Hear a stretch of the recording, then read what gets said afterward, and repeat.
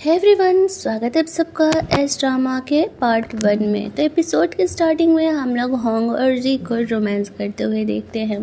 वो दोनों एक होटल में फुल ऑन धमाल मचा रहे थे। इसके बाद का सीन हमें सीधे 5 इयर्स आफ्टर का दिखाया जाता है। होंग अब भी उस लड़की को ढूंढ रहा है जिसके साथ उसने की रोमांस किया था, बट वो उसे नहीं मिल पाती है। और इधर हम लोग जी को देखते हैं जो कि दो बच्चों की माँ बन चुकी थी, और वो भी जो भी इससे बात है कि किसी और के नहीं होंग के थे। 5 इयर्स आफ्टर वो यहाँ चाइना रिटर्न हुई है। वो अपने बच्चे लोगों को वेट करने के लिए बोल करके आइसक्रीम लेने के लिए जाती है। तभी वहाँ पर होंग आता है। वो यहाँ पर किसी के साथ ब्लाइंड डेट पर जाने वाला था, बट ऐसा करने का उसका बिल्कुल मूड नहीं था।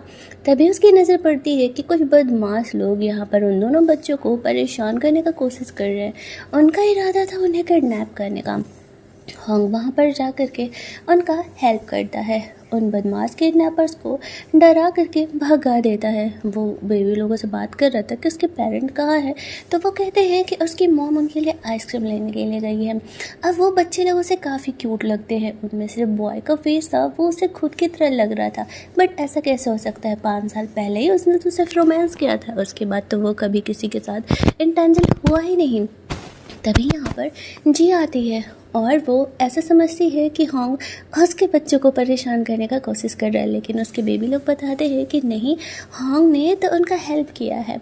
अब जी को अपनी गलती का एहसास होता है। वो उसे रेस्टोरेंट में लेकर के जाती है कुछ खिलाने के लिए, अपने बिहेवियर के लिए माफ़ी मांगती है। जी भी यहाँ पर ब्लाइंड डेट पर आई हुई थी। अब यहाँ पर हम लोग देखते हैं कि वो उसे ही अपना ब्लाइंड डेट समझ लेती है। बच्चे लोग यहाँ पर जिद कर रहे होते हैं कि होंग ही उन्हें अपना नया डैडी चाहिए।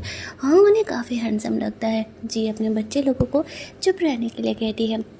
होंग यहाँ पर खुद की आइडेंटिटी हाइड करके जी से मिलता है, क्योंकि वो इतना ज़्यादा रिच है। अगर जी को पता चलता है तो शायद वो उससे आगे कभी बात ही नहीं करती।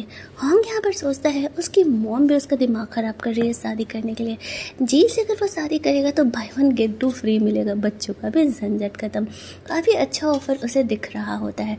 ऊपर से जी को पता नहीं था कि ये बेबी लोग किसके हैं, लेकिन उन्हें बच्चों के लिए रिस्पॉन्सिबिलिटी चाहिए थी, तो इसी वजह से वो यहाँ पर ब्लाइंड डेट पर आई हुई थी।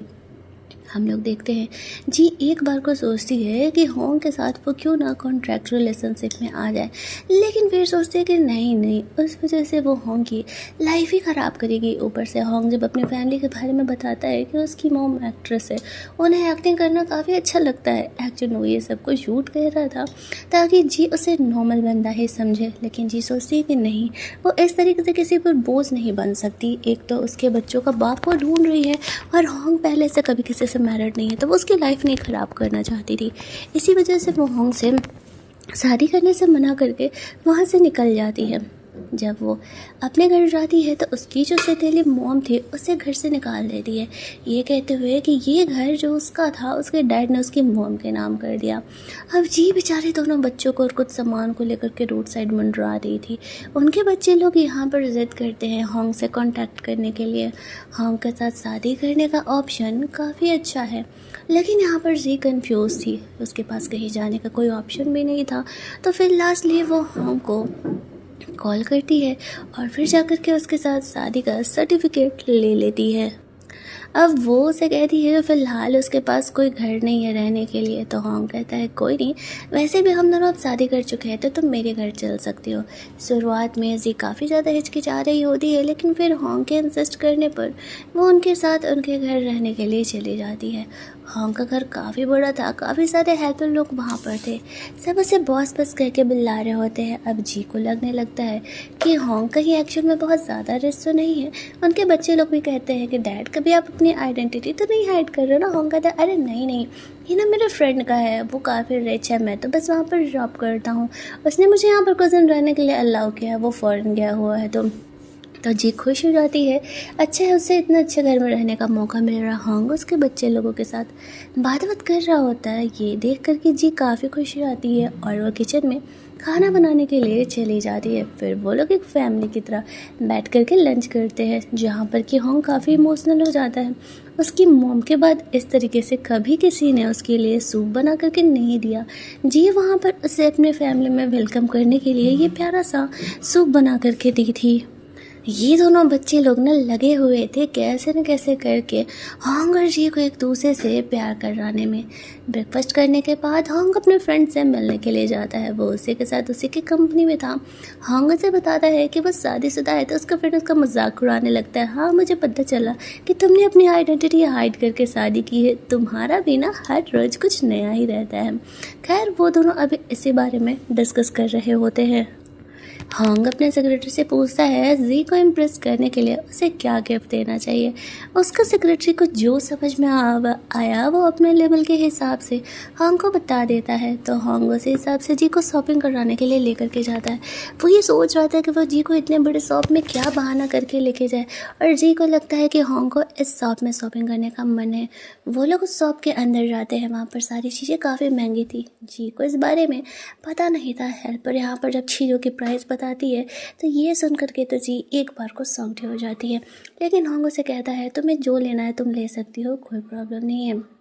यहाँ पर हेल्पर इन्हें गरीब समझ करके बुरा बिहेव कर रही होती है। तो होंग उसे कहता है तुम ऐसे हेल्पर कस्टमर लोगों से बिहेव करती हो। तभी यहाँ पर इंट्रो लेती है होंग के सिस्टर, जो कि यहाँ पर खुद शॉपिंग करने के लिए आई थी और सारी यहाँ पर हेल्पर लोगों से काफ़ी अच्छे से ट्रीट कर रही थी क्योंकि वो काफ़ी रिच थी। यहाँ पर जब होंग को उसकी सिस्टर देखती है तो वो शॉक्ड हो जाती है क्योंकि वो तो उसी का भाई था। बातों बातों में वो उसका पोल खोलने वाली थी, लेकिन होंग उसे इशारा करके समझा देता है बहन ऐसे मेरी आइडेंटिटी के बारे में पता नहीं है। जब उसकी बहन को पता चलता है कि जी उसकी वाइफ है तो वो तो काफ़ी खुश हो जाती है और ये बच्चे लोगों से भी बात करके वो काफ़ी खुश हो जाती है। वो यहाँ पर जी को कहती है मैं तुमसे पहली बार मिल रही हूँ तो बदले में मैं तुम्हें कुछ गिफ्ट देना चाहती हूँ। तुम्हें इनमें से जो चीज़ें पसंद है तुम ले सकती हो। अब जी जानती थी कि ये काफ़ी कॉस्टली है, लेकिन उसे ये भी पता था कि होंग की सिस्टर काफ़ी अच्छी कंपनी में काम करती है, इसीलिए उसने सोचा कि शायद वो अफोर्ड कर सकती है। अब वो वहाँ पर उसे कहती है ठीक है तो मुझे ये पर्स पसंद है। वो सबसे कम प्राइस वाला पर्स चूज की थी, लेकिन उसकी सिस्टर जानती थी कि जी को कौन सा पर्स पसंद है। तब वो बहुत सारे पर्स ले करके वो कहती है ना कि जहाँ पर आप लोग रह रहे हो मैं वहीं पर ऐसे सेंड करा दूँगी। जी ये सुन करके खुश हो जाती है। वो लोग शॉपिंग वॉपिंग करके वहाँ से बाहर निकलते हैं तो बातों बातों में होंग की सिस्टर बताती है मेरा भाई तो उस लड़की से मूव ऑन कर ही नहीं पा रहा था जिसके साथ वो 5 years बिफोर नाइट स्पेंड किया था। अब जी को लगने लगता है कि होंग के लाइफ में कोई और लड़की है। वो होंग को लेकर के ज़्यादा इमोशनल नहीं हो सकती है। कहीं अगर उससे प्यार हो गया और होंग की लाइफ में वो लड़की वापस से आ गई तो फिर जी का क्या होगा। इसीलिए वो थोड़ा सा उससे डिस्टेंस अब मेंटेन करके रखना चाहती है इमोशनल बेसिस पे। शॉपिंग वॉपिंग करने के बाद सब घर जाते हैं। रात में ये लोग कुछ ज़्यादा ही अल्कोहल पी लेते हैं। अब यहाँ पर होंग जी से कुछ ज़्यादा ही अट्रैक्टेड होने लगा था, लेकिन खुद को कंट्रोल करता है और जी से कहता है कि उसे प्यास लगा है, लेकिन नशे की हालत में वो ऐसे सोफे पे वापस से गिरती है। दोनों के बीच रोमांटिक मोमेंट क्रिएट होता है। होंग आगे बढ़ के जी को किस करने वाला था कि उसके बच्चे लोग आ जाते हैं। अब ये देख करके दोनों कुछ ज़्यादा ही ऑकवर्ड हो जाते हैं। उनके बच्चे लोग शर्मा करके कमरे में वापस चले जाते हैं। जी होंग को ऐसे धक्का देने के लिए माफ़ी मांगती है। होंग यहाँ पर जी के लिए ये प्रिटी सा नेकलेस बाई करके लेके आया था, तो वो उसे पहनाता है। वो सोचता है कि उसे क्यों फीलिंग आ रही है कि 5 years बिफोर जो गर्ल थी वो जी ही है, सब कुछ सेम सेम सा क्यों फील हो रहा है। वो सोचता है कि शायद वो ओवर थिंक कर रहा है, उस लड़की को हर जगह ढूंढ रहा है, इसी वजह से उसे जी में भी वही दिख रहा है। अब यहाँ पर हम लोग देखते हैं होंग को पता चलता है कि जो नेकलेस उसने उस लड़की को दिया था 5 years बिफोर वो ब्लैक मार्केट में आया हुआ है। अब उसे ऐसा लगने लगता है कि उस लड़की ने उसे बेचा होगा। वो अपने सेक्रेटरी को कहता है मुझे अब उसके बारे में कोई इन्फॉर्मेशन नहीं चाहिए, लेकिन हमें पता चलता है कि जी ने वो नेकलेस बेच दिया था क्योंकि उसे पैसे की ज़रूरत थी। जो पैसे उससे मिले थे उनमें से कुछ पैसे वो होंग को देते हुए कहती है इसमें से कुछ पैसे तुम खर्चे के लिए रख लो, तुम्हारे भी तो काम आएंगे। अब यहाँ पर वो और सारा शॉपिंग वगैरह के बाद जो पर्स वर्स ली थी उन्हें सेल करके जो पैसे मिलते हैं घर के खर्चे में लगा देती है। होंग ये देख करके इमोशनल हो जा रहा था। उसने जी जैसी लड़की अपनी लाइफ में कभी नहीं देखी थी। वो सोचता है ये सच में काफ़ी अच्छी है, काश वो उसे बता पाता कि वो एक्चुअल में इतना ज़्यादा रिच है। उससे अफसोस हो रहा था कि उसे पहले बता देना चाहिए था। रात में ये बच्चे लोग जिद कर रहे होते हैं इन दोनों को साथ में सोने के लिए। बच्चे लोग चाहते थे कि इन दोनों के बीच थोड़ा प्यार मोहब्बत बने रहे। अब ये दोनों एक ही रूम में एक ही कमरे में कुछ ज़्यादा ही ऑकवर्ड हुए जा रहे थे, लेकिन बच्चों की बात मानने का डिसाइड करते हैं। दोनों को इस तरीके से एक साथ बेड शेयर करना कुछ ज़्यादा ही अनकंफर्टेबल था। अगली सुबह ये दोनों एक दूसरे को हग करके सो रहे होते हैं। बच्चे लोग उठ करके खुद ही स्कूल के लिए रेडी हो गए थे। वो लोग सिर्फ मॉम डैड को बता करके स्कूल निकल जाते हैं। जीना काफ़ी शाय फील कर रही थी। दूसरी साइड हम लोग देखते हैं कि ज़ी अपने काम पर जाती है। वो बहुत सारे अदल बदल के काम किया करती थी घर के खर्चे निकालने के लिए। आज जब वो एक होटल में काम करने के लिए गई थी तो एक बदमाश इंसान यहाँ पर उसे परेशान करने के लिए आता है, लेकिन जो उसे कहती है कि वो बिजी है, उसके पास फुर्सत नहीं है, चलो फुटो यहाँ से। दूसरी साइड हम लोग देखते हैं कि वो वहाँ काम करने के लिए गई होती है तो ये बदमाश इंसान जी को परेशान करने के बारे में सोच रहा होता है। जी वहाँ पर वाइन सेल करने के लिए गई थी, वो उसे वो वाइन पीने के लिए बोलता है। शुरुआत में जी उसे डालने का कोशिश कर रही थी, बट फिर जब वो उसका बात नहीं मानता है तो वो वाइन वो पी लेती है। इसके बाद उसके साथ बिजनेस डील्स वगैरह के बारे में भी बात करने लगती है। उसके बॉस ने उसे ये काम करने के लिए भेजा हुआ था। वो बदमाश इंसान इसके साथ बदतमीज़ी करने का कोशिश कर रहा था, लेकिन तभी वहाँ पर होंग जी को सेव करने के लिए आ जाता है। अब उसे तो पता था ना कि होंग कौन है, तो भला वो होंग से क्या ही पंगा ले सकता था। होंग तुरंत ही अपने सेक्रेटरी को एक मैसेज करता है और उसकी कंपनी बैंक करप्ट होना स्टार्ट हो जाती है। वो तो गया ही बेटा।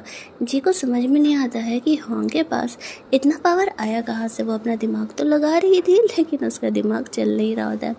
जी को बचाने के चक्कर में होंग को थोड़ा मोड़ा चोट लग गया था, तो वो उसको फोर्स स्टार्ट कर रही होती है।